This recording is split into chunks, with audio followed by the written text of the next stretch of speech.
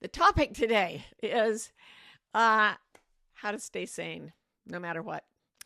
And originally, I was going to talk, well, I am going to talk about something I call sanity quilting. It's in the book I just wrote. Come here, you. Nah, as if I haven't shown you that a million times. Um, in that book, I talk about something called sanity quilting. And what I was going to say, I'm so tempted by all of you coming in from everywhere. I love you. All right. What I was going to talk about is this process called sanity quilting. I was writing away in the book, and I thought, what's a good metaphor for building a life that goes outside the cultural bounds, that you can make inside the cultural bounds of wherever you are and still be sane. And I thought about something called crazy quilting. Anybody out there a quilter? I bet you are. There are all sorts of people who are doing all sorts of things out there. So crazy quilting, you will know if you are a quilter, is different from ordinary quilting in that ordinary quilting starts with a pattern that is carefully drawn out, and then the quilter creates these sort of panels called blocks, and they sew them together, and it makes this beautiful pattern, and it's an incredible art form. However, sometimes a quilter will decide that they have enough random scraps to make a crazy quilt. And you do that by starting with a piece of fabric you love and just sewing another piece to it, and then sewing another piece to the two of those, and then sewing some more. And you go around in a spiral until you get a large enough piece of cloth that you can trim the edges and call it a quilt. And I was thinking that's sort of how you make your life. You take, say the quilt block is your time, your whole life, and you take an activity you love and you put it in the very center. Most of us are going by patterns that our culture has taught us, right? It tells us get a job, get a relationship, get a family, get a house, whatever. And yes, we have to do it and we have to match the pattern. And for me, it's much more interesting to say, what do I love most? Now, this might be something that is pushed way far away into the margins of the cultural pattern, or it may not even be in the quilt. Like, don't use that. But if there's something I really love, like, I don't know, sailing. I do not sail. I use this as a metaphor. What if I put that in the center, and then I just started putting things that connect with it around the edges, and I gradually fill up my time with things that I love? Could I do that and still exist in society? Well, I'm doing it right now. That's exactly the way I've lived my life. And I was writing about this and I thought, that's not crazy at all. It's not crazy to do what you love and then another thing you love. It is crazy to push what you love to the margins of your life, or maybe not ever experience it at all. That's insane. So I call this sanity quilting, making a sanity quilt, not a crazy quilt, a sane quilt. And that was the topic for today. But, I set that up a long time ago. And in the interim, crazy things are happening all around us. The pattern of society that we thought we knew is being disrupted. And it feels very confronting to a lot of people. I have noticed this, in that people are freaking out here in the United States. And I keep getting messages from other people saying, we're there for you, America. This America, this big, wealthy adolescent of a country, bumbling around, and all you lovely people out there going, we're sorry. Because a lot of people in America are scared right now. And a lot of people feel like everything has gone crazy. Well, you can still make a sanity quilt. In fact, when everything else goes crazy, that's when you must make a sanity quilt.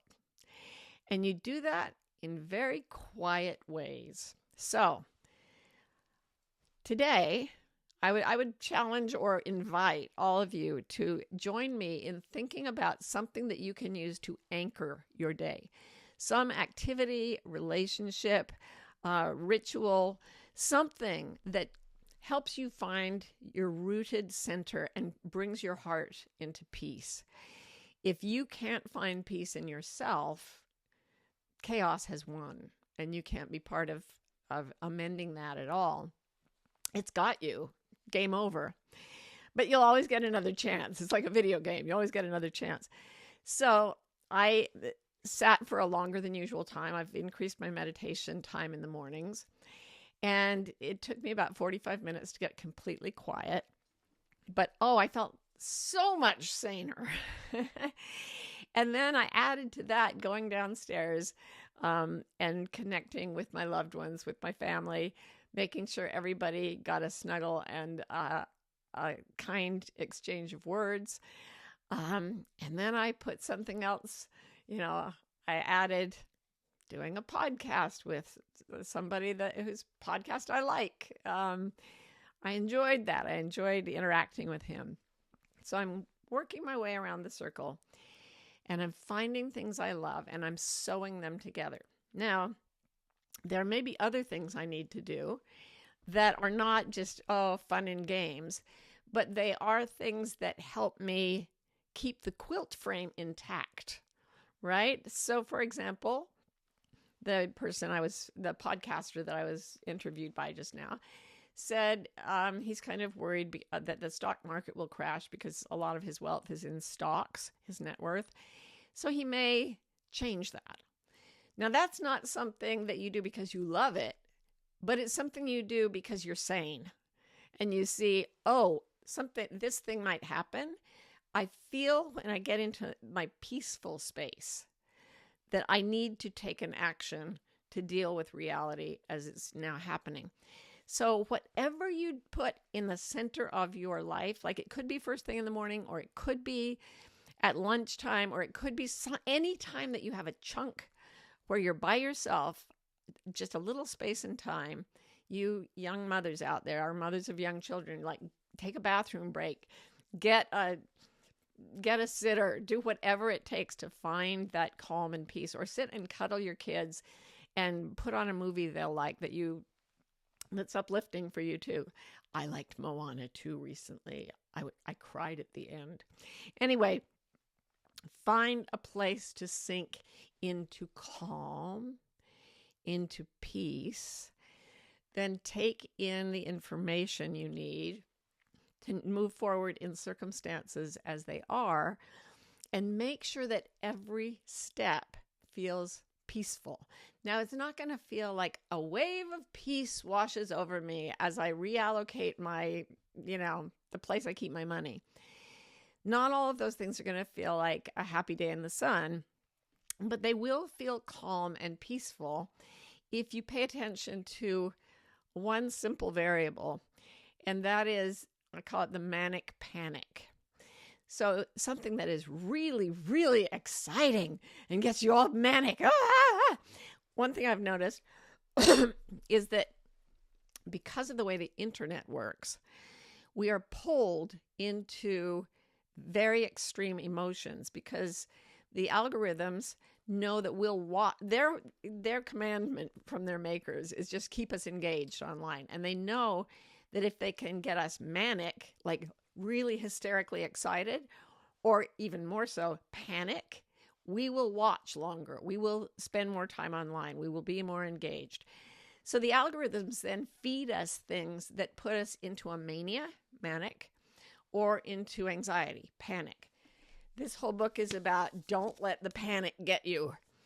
And it also, you'll find, it says don't let the manic get you either, because say, for example, you stumble across a conspiracy theory that says, or something that says you're going to do this new form of financial trading and you'll be a billionaire by nighttime tomorrow, and you get really, really manic about it. That's an energy of push going past the limits of peace. If something is meant to work for you, it doesn't feel like mania. It feels calm. And so check to see if you're doing things from a manic place, like forming a relationship, making life decisions based on a kind of, Careful now. You are being trained by social media to get manic and to make your decisions based on a mania. I play a game online, and it puts all these ads up that are probably fake, and I started to get kind of twirly-eyed. Oh my gosh, I could just butter my head and I would have no more wrinkles or whatever. And I can feel that sort of advertising based mania. Oh no, that doesn't make a sanity quilt. That's a bit of crazy. Let's put it off to the side. Even more when you start to panic, when you look at what's going on and you know a bit of history like I do, it's very easy to panic right now if you look at the patterns of what's happening in our society and you know when those patterns have been present before and what happened afterward. Don't panic. Panic is a terrible place from which to make decisions. I've got a zillion exercises in here, if you do get panicky, that will pull you out of that space in your brain, because it is also not sane to be in a constant panic. Sanity is calm even when it knows there's something wrong. Fear, even genuine fear, read Gavin de Becker's The Gift of Fear. It is a calm, strong impulse to do something, a clear, strong impulse. Get up, get out of the car, get the kids out of the house, or whatever it is. But it doesn't, I don't know what to do. That's not actual fear. That's anxiety built all the way up to panic. Even if you keep it in, panic is a bad way to make a decision. So always put calm in the center of your sanity quilt. Sit for as long as it takes.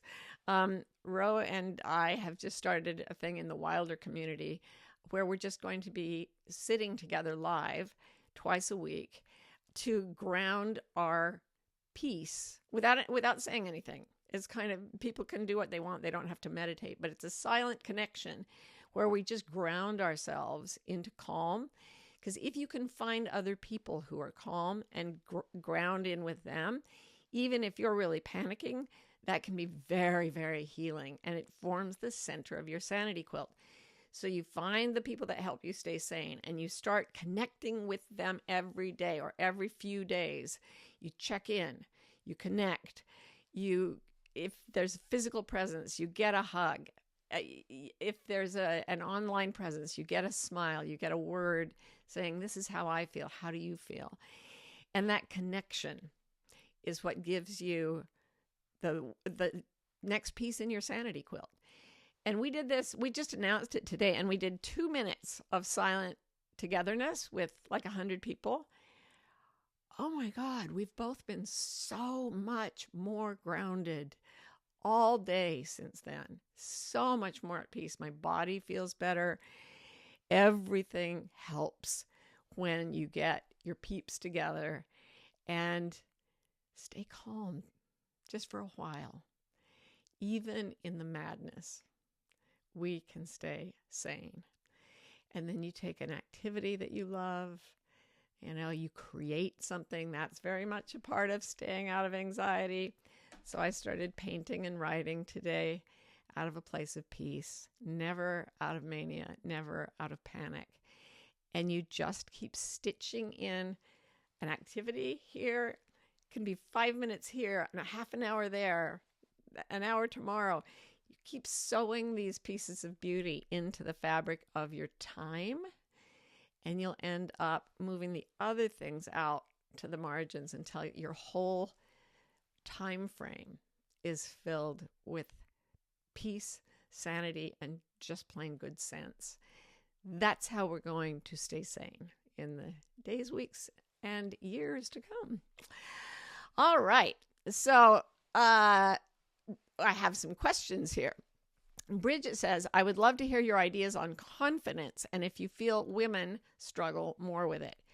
Yeah, confidence comes from connecting with self, capital S self, if you're familiar with IFS therapy, internal family systems therapy. The self is a part of us that is it's centered, and when you find your way through all your neuroses and all your anxieties, what you have is a self that in every person, according to this theory, is clear, calm, confident, courageous, creative, compassionate, connected, and curious. So it's got all these, they call the C values.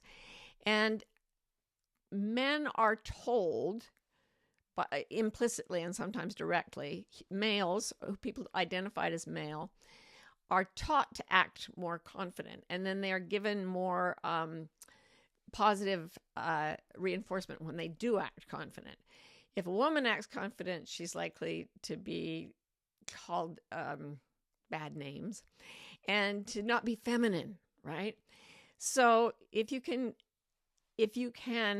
take out of your quilt all the pieces of time that you spend feeling fear and lack of confidence, and you can start filling it with just, for example, doing something that makes you feel very confident and reflecting on the fact that you're really confident doing it, like driving or tying your shoes or making a sandwich. It does not have to be complex. Notice what you're good at.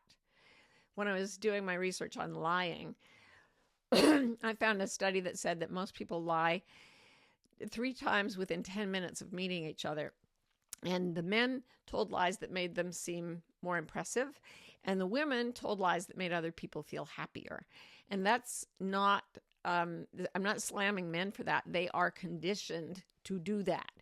And women are conditioned against it. But we have just as much truth and confidence in ourselves as anyone. We just need to start pushing out the lie that says we don't deserve to be confident and connecting with the self that has always been confident and always will be. That's what you find when you go to that peaceful space. Where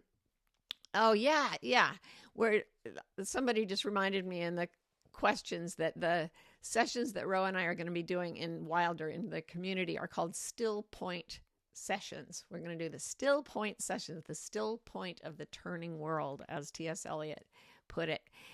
So if you want to join us, we would love that.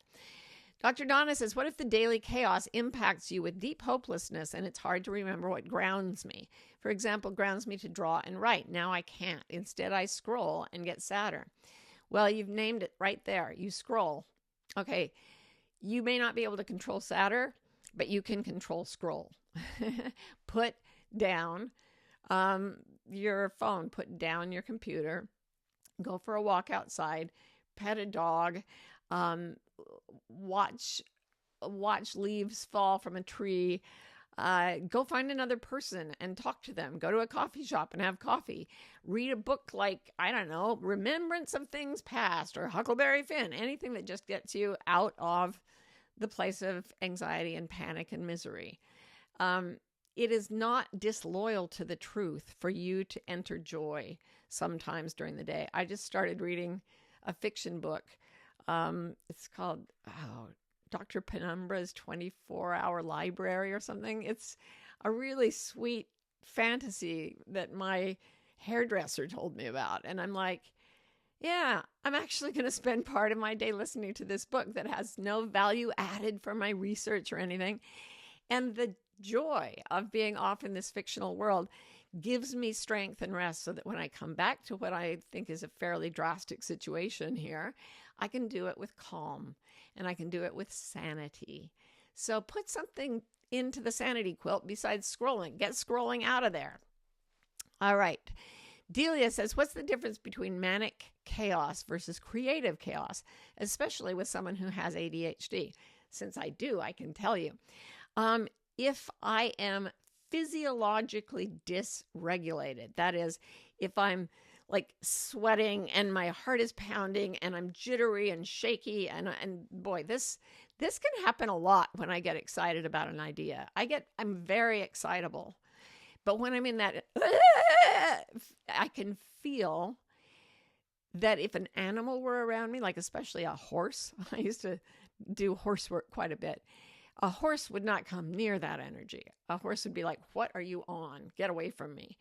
So my ADHD brain tends to feed on things that make me manic that way. But so does everyone else's brain. It's just that maybe you and I are a little more distractible. So let us be distracted by things that make us sane. Notice, make a list in a book, get a journal, and make a list of things that help you be creative and sane at the same time, as opposed to creative and manic, or creative and panic. I have to do this right. Stay away from the manic, stay away from the panic, and you'll make choices that belong in your life. You'll make choices out of peace. And peace is a huge adventure with lots of ups and downs, but it never goes into hysteria. It never goes into insanity. So Key Diaz says, how do we get involved in supporting ourselves by political participation and also avoid too much of it? We had a discussion in our family this morning about it, and somebody said that one of our senators, state senators, said they weren't taking action on an issue because no one had called their office about it. So Karen and Ro have both called their office. I haven't had time yet today, but I'm going to do that too. If they want us to call if maybe they won't take action, maybe they will. That felt like the right thing to do today. So 2 of us did it and 1 of us is still having to do it, but I will, because it feels constructive and calm at the same time. And I have to choose every day what feels constructive and calm given a certain level of social weirdness. And there are times when I have gone out and stood up outside to protest something. And there are times when I've stayed in and written a book. And there are times when I have just got my friends together to consolidate. Just always put your favorite piece of fabric next on the quilt and make sure it fits with the other things that you have loved. Find ways. They say if you go online and look at how to make one of these crazy quilts, which I call sanity quilts, they say, feel free to do a lot of rearranging. Like, try all kinds of things. Put things together, cut them apart, be really loose and free. So I'm not saying there's one thing to do and you have to do it. Be loose and free and joyful. And what you'll find is that when it's time to take strong action, you will take it in a state of peace. And that's how you know it belongs on your crazy quilt. Selma from Wilder says, can you also attach things you're very enthusiastic about to the sanity quilt? Oh my goodness. I am very enthusiastic about almost everything on my sanity quilt. But there's enthusiasm and then there's mania, like when people's heads are exploding. Now, very often mania comes from a sense of grabbiness. The left hemisphere of the brain, which is what gets caught in anxiety, also loves to grab things.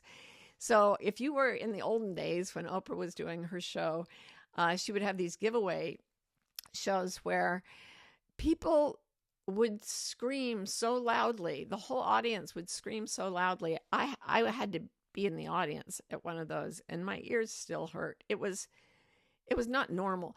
I once went to a major public speaker, another one. Oprah doesn't send people into a mania. They go into a mania. She's a very calm person herself, very grounded. She doesn't do things in a state of mania or panic, as far as I've ever seen. There was another motivational speaker that I went to see who was jumping around on the stage and screaming into the mic, and he would make the audience scream back, "You're right, you're right." And it was not nice. I agreed with everything the words he was saying, but he wanted us to be jumping and screaming. And he would say, if the person next to you isn't jumping or screaming, pick them up and make them jump and scream. And people went out of there going, I don't know what just happened. And I was jumping and screaming, but I don't know why. It was not just enthusiasm. It was madness. Enthusiasm feels smooth. It feels delicious. You know what you're loving and you do it. There's a sort of flow to it. In fact, that's what psychologists call the state of being really, really involved in creating something. In this case, the sanity quilt of your life. To create your own sanity at a time like this will push you to the edge of your abilities. And you need enthusiasm there. But mania will just make you lose your balance. And we'll all lose our balance. We'll all go into panic. We'll go into manic. And then we're like, oh, wait, that was manic panic. I'm climbing back into sane. And I'm going to stitch something new to my quilt. Lissy says, what is your preferred method to access self, Martha? Well, it's so boring, but there is nothing better than sitting meditation. I mean, walking meditation is really good. It's freezing cold here in Pennsylvania. So I've been spoiling myself and just sitting up in bed covered in my quilts and meditating there. But there has never been a culture that I have investigated where I haven't found that the wise people of that culture sit still or walk in stillness, connecting with stillness. This is why we're doing the still point sessions in Wilder. It is the magic bullet. And until you feel it work, you're like, what is this? This is not working for me. And then you feel it and you're like, oh, I get it. It's kind of like, sorry to make this comparison, but it's like people tell you about sex, and then if you have sex and it's not good sex, you're like, what was that all about? And then you have good sex and you're like, oh, got it. Stillness is actually that powerful. When you finally connect with it, it is an extraordinarily beautiful, fantastic, delicious experience that you want to have over and over. And there's just no substitute for stillness. That's my favorite. Jessica from Wilder says, can we do the next still point session tomorrow? The 2 minutes made me want more. Kidding, of course. Please don't ask me to take care of scheduling. I have no idea. Oh, I'm getting into a panic. Oh, we are figuring out what the times will be. And we're trying to make it so we do 2 in the week. One is going to be good time for people like in Australia, New Zealand and all that. And the other one is going to be good for people in like Europe. And we're going to try to make sure that everybody gets a chance to be there live. Anyway, find a live sit somewhere, guys, or women, people, everybody out there. Folks, that's the term I was going for. Now I'm in a manic panic. Find a place where you can be still with other people, online or off. I really, really do. I think we have to have it to be sane through these times. Jessica says, when you find a new tangent, do you throttle your enthusiasm a little? Yeah, because if I let a new tangent get too exciting, I become manic very easily. Then I realize how far I've gone and I panic. And I come back. And this is my life. And for 62 years, I've been doing this. But I'm doing a little better. Every day, a little better. Every day, I find a little more saneness to stitch into the framework of my time. And I hope this half hour has been a little patch of sanity for you. And I hope it certainly is for me. So I stitch you all into the quilt of my life. And I'm so grateful to have spent this time with folks I may not see, but I definitely love. So thank you. Thank you. I'm so happy you came here to join me in a piece that's really near the center of my sanity quilt. Mwah, mwah, mwah. Catch you next time on The Gathering Room. Bye.